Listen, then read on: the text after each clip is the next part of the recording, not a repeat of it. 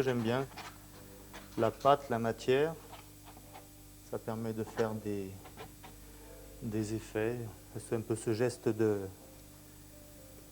d'escrimeur ou de joueur de ping-pong où on travaille beaucoup au niveau du poignet.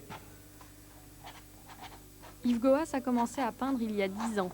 Admirateur de Pissarro et Sisley, il peint à la manière des impressionnistes, la nature, l'eau, les arbres, une constante impression de légèreté. Alors il faut être léger, plus on est léger, plus on donne de la légèreté à la touche.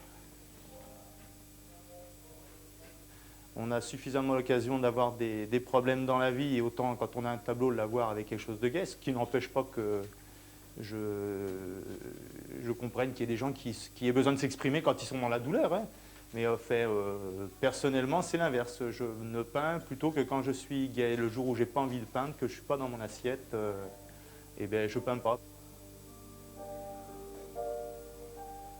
Le tableau, c'est des couleurs, mais c'est un rapport aussi quand on est dans la nature, c'est des odeurs, c'est des sensations, c'est de la chaleur, c'est du vent, c'est des bruits, ou l'absence de bruit. Quand vous êtes dans un paysage de neige, des fois vous n'entendez absolument rien, ou juste le petit ruisseau qui sera à côté de vous.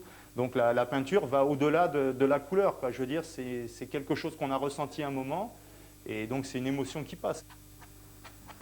Yves Goas est un peintre boulimique de son propre aveu.